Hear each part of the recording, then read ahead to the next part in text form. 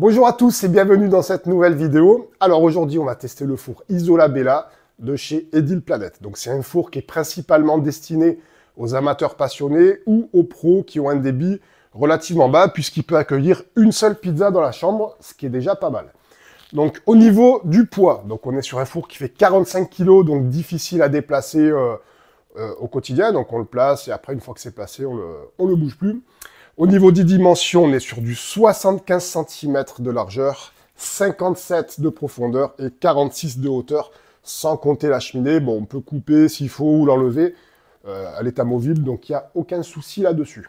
Au niveau des dimensions intérieures, donc déjà, on a une porte qui est amovible, c'est-à-dire elle n'est pas montée sur charnière, ni en latéral, ni dans ce sens-là. Par contre, ce qui est bien, c'est que même bien chaude, on peut la prendre en main. Sans gants, il n'y a aucun problème. Par contre, il faut la poser, évidemment, sur un endroit où ça ne va pas cramer. La porte, donc l'ouverture, on va dire plutôt, fait 52 cm sur 16 de hauteur, ce qui permet quand même, de manière relativement facile, de pouvoir enfourner et tourner la pizza avec votre pelle, et surtout de faire des petits enfournements à la napolitaine, donc avec le petit quart de tour, et finir la cuisson au bord du four, la tourner. On est quand même assez à l'aise, contrairement à d'autres fours où ils ont une toute petite ouverture ici et pas de hauteur de voûte. Donc ça, c'est quand même une chose qui est super pratique. En dimension intérieure, on a 60 cm de largeur et 40 de profondeur. Donc là, on est vraiment à l'aise pour tourner. On a 3 pierres donc, qui sont collées, qui font 20 cm sur 40. C'est de la cordierite de 2 cm d'épaisseur, donc une très très bonne inertie. Ça suffit largement, pas besoin de plus. Et on a une petite rampe de gaz au fond que je vais allumer tout de suite. Donc il y a un thermocouple par rapport à la sécurité, c'est quand même assez sympa, contrairement à d'autres fours. Là, on est obligé d'avoir quand même un petit allume-gaz. Bon, c'est pas très problématique. Voilà, une belle flamme bleue. La flamme fait environ 40 cm. Donc c'est très bien. Elle n'est pas énorme. Par contre, bah, du coup, c'est économique en gaz. Ça évite les grosses rampes qui envoient des flammes ou les grosses torches, comme sur certains fours qui... Alors c'est bien, il y a de l'inertie, ça réchauffe très vite. Par contre, au niveau consommation, c'est quand même assez tendu. Donc là, on est à fond. Hop, et la flamme mini, juste ce qu'il faut pour mettre une petite veilleuse. Et en fait, on va pouvoir jouer avec ça pour remonter en température. Donc là, on a un petit thermomètre aussi qui est vraiment précis. Donc, contrairement à d'autres fours, c'est vrai qu'il est quand même assez précis. J'ai testé pendant 2 semaines avec un stagiaire de manière intensive, donc toute la journée. J'ai eu aucun problème avec. Et c'est vrai que la température est quand même assez précise. On contrôle au laser, on est quand même pas mal. Par contre, petit truc, c'est que bah, comme tous les fours, quand on cuit porte ouverte, eh ben, la température redescend très très rapidement. Donc il faut constamment jouer entre deux pizzas avec le brûleur. Donc de toute manière, c'est pas compliqué, il est devant, il est en façade. C'est une bonne chose. Il y a certains fours, il faut aller derrière pour le régler. Là, on est devant, c'est quand même assez pratique. Voilà, donc c'est un four qui sort à 1090 €. Donc c'est vrai que c'est un petit budget. Par contre, niveau design, c'est quand même un excellent four. À l'intérieur, c'est tout inox. Là, on est sur de la tôle en acier thermolaqué. Donc le thermolacage, je l'ai fait chauffer à 500 degrés. Bon, un peu moins quand même, mais pendant des heures et des heures, des journées entières, pour faire les tests, il n'y a aucun problème, ça bouge pas. Ce qui est vraiment intéressant, c'est que qu'on peut monter à 400, 500 degrés, on met la main dessus, ça va être chaud, mais on ne reste pas collé. Donc si vous avez des enfants ou quoi, c'est quand même assez pratique. Voilà, après niveau cuisson, eh ben, on va faire un petit test et on se revoit de suite après.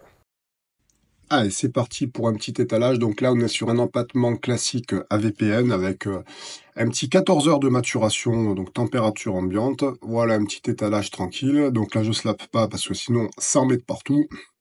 Et avec la vidéo, c'est pas terrible.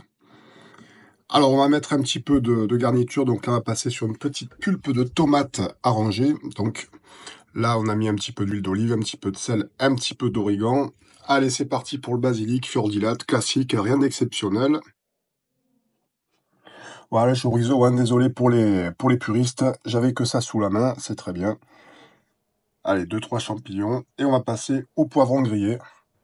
Et ça va être parti pour l'enfournement. Donc on va essayer de cuire ça sur le Isola Bella de Edil Planet. Donc un petit peu de sel aux herbes pour finir, et c'est parti.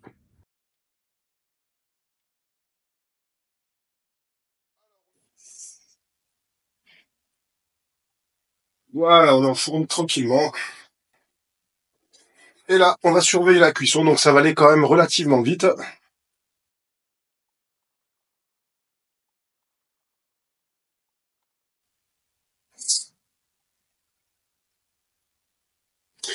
Voilà, donc là, je peux jouer sur la flamme, donc pour la vitesse de cuisson, pour remonter un petit peu.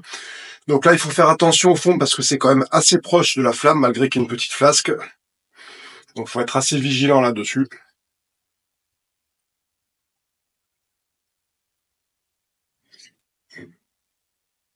Voilà, je surveille en dessous, impeccable.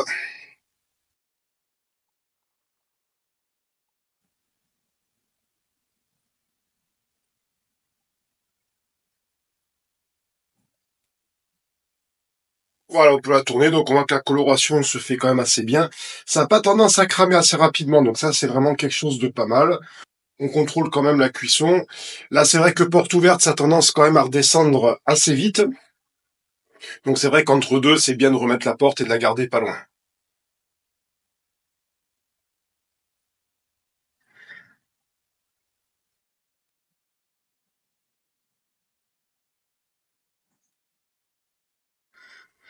Voilà, on surveille le dessous, donc c'est bon. On a une cuisson qui est quasiment faite en dessous.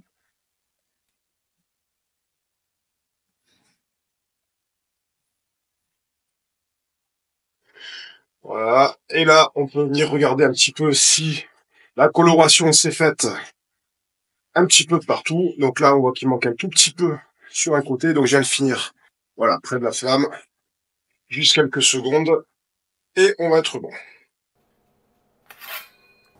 Alors voilà le résultat. Donc super tenu. Une très très bonne cuisson. Donc on est vraiment sur une cuisson parfaite. Là, on entend voilà, le petit croustillant. Donc c'est vraiment friable. Voilà, la cuisson en dessous, impeccable.